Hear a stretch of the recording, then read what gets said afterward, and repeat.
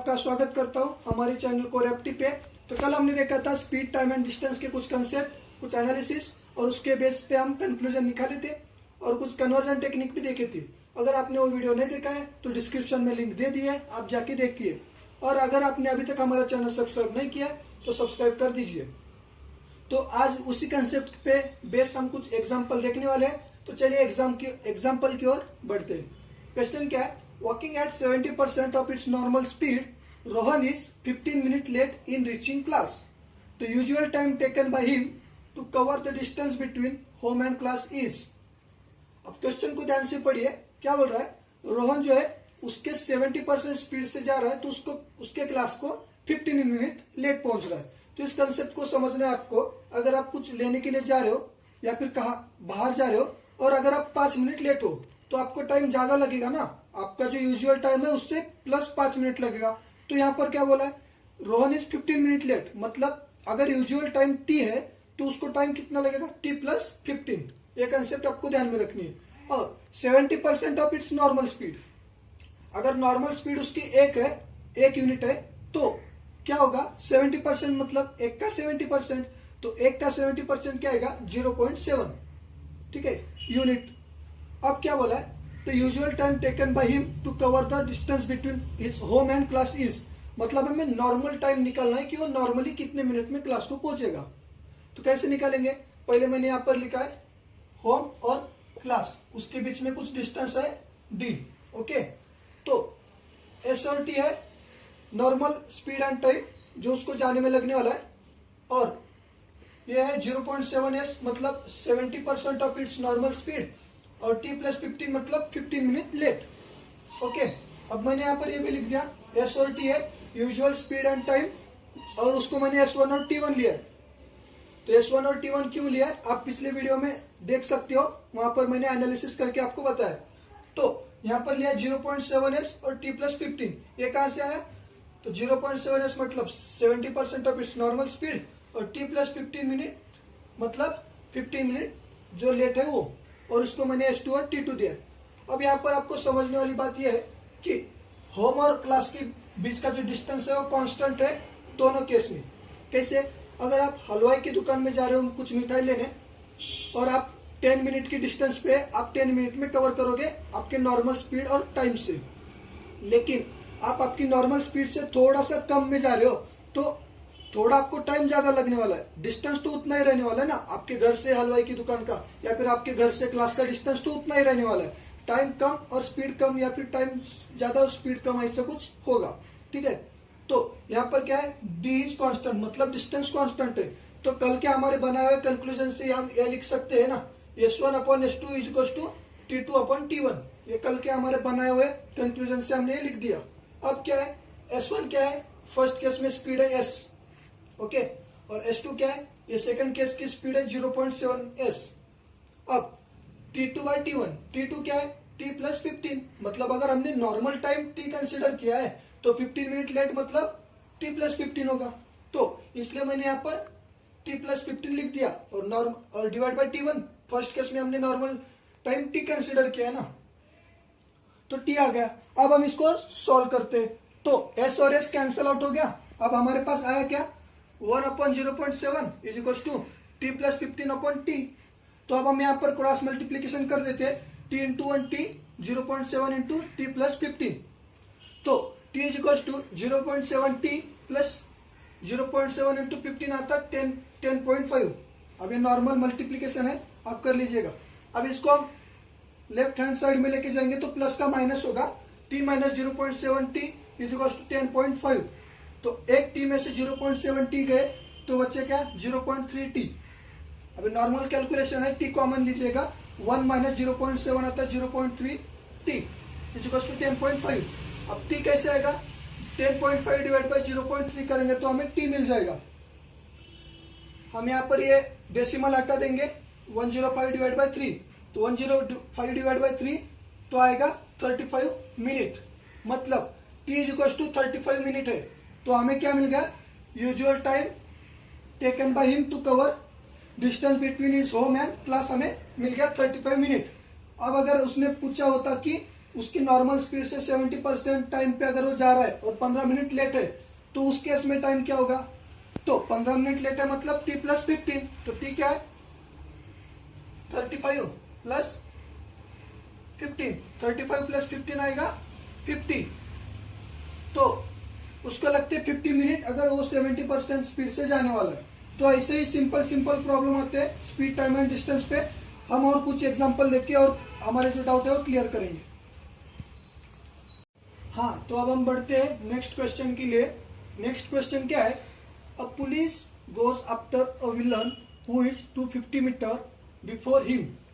Where will the police catch the villain when they run at the rates of 12 kilometre per hour and 10 kilometre per hour respectively. अब सबसे पहली बात क्या है, हमें question को अच्छे से समझना है। क्वेश्चन क्या बोल रहा है? Police goes after a villain who is 250 metre before him, मतलब पुलिस और विलन में 250 मीटर का डिस्टेंस है। Where will the police catch the villain when they run at the rates of 12 kilometre per hour and 10 kilometre per hour respectively. मतलब police की speed क्या है? 12 kilometre per our और villain की speed क्या है? 10 किलोमीटर पर आवर। तो उसी हिसाब से हम एक स्ट्रक्चर बना लेते हैं। यहाँ पर स्टार्टिंग पॉइंट है और वहां पर एंडिंग पॉइंट है, मतलब सी मतलब कैचिंग पॉइंट। ओके, तो स्टार्टिंग पॉइंट में क्या है? पी मतलब पुलिस यहाँ पर है, वी मतलब विलन यहाँ पर है। ओके, और इन दोनों के बीच का जो डिस्टेंस है वो है 250 मीटर्स। हमने यहाँ पर लिख दिया सिंपली। अब हमें क्या दिया है कि where will the police catch the villain, मतलब आगे जाके कहीं ना कहीं तो कैच करेंगे ना। तो सी पॉइंट पे हमने उसको अगर कैच किया तो विलन जहां पर खड़ा है वहां से सी पॉइंट का डिस्टेंस हमने एक्स मीटर या फिर एक्स मीटर काउंट कर लिया। ओके, अब करना क्या है? पुलिस और विलन तो सेम डायरेक्शन में भाग रहे और वो आगे जाके कहीं मीट करेंगे, मतलब एक्स डिस्टेंस के बाद कहीं ना कहीं कैच करेंगे। अब हमें क्या करना है? पुलिस की स्पीड लिखनी है और विलन की स्पीड लिखनी है। अब आप रेसिंग देखते हो, तो रेस में कैसा होता है? एक बंदा यहाँ पर खड़ा आगे खड़ा रहता है, फिर एक बंदा पीछे, फिर एक बंदा पीछे। स्टार्ट एक साथ होता है और एंड एक साथ होता है। तो सभी लोग एक ही डायरेक्शन में भागते हैं और कोई ना कोई तो पहला आता है, बाकी सब पीछे रह जाते हैं। तो वहां पर क्या होता है? पुलिस भी सेम डायरेक्शन में भाग रहा है और विलन भी सेम डायरेक्शन में भाग रहा है। तो यहाँ पर देखिए पुलिस की स्पीड है 12 और विलन की स्पीड है 10, मतलब पुलिस के आगे जाके कहीं ना कहीं विलन को कैच करने ही वाला है क्योंकि इसकी स्पीड थोड़ी सी ज्यादा है। तो सी पॉइंट पे अगर हमने कंसीडर कर लिया कि विलन को पुलिस कैच करेगा, तो विलन को डिस्टेंस कितना कवर करना पड़ेगा? विलन के पॉइंट से एक्स मीटर, मतलब सी पॉइंट तक का, कैचिंग पॉइंट तक का डिस्टेंस विलन को कवर करना पड़ेगा। और पुलिस को कितना कवर करना पड़ेगा? इन दोनों का 250 मीटर और फिर एक्स मीटर। समझ लो, अगर विलन यहां से भागता है और पुलिस उसके 250 मीटर पहले से भागता है, तो उसको पहले 250 मीटर भी कवर करना ही है ना। उसके बाद जाके फिर सी पॉइंट का भी कवर करेगा वो। तो पुलिस को डिस्टेंस कितना कवर करना है? 250 प्लस एक्स मीटर, और विलन को कितना कवर करना है? X metre only. अब करना क्या है?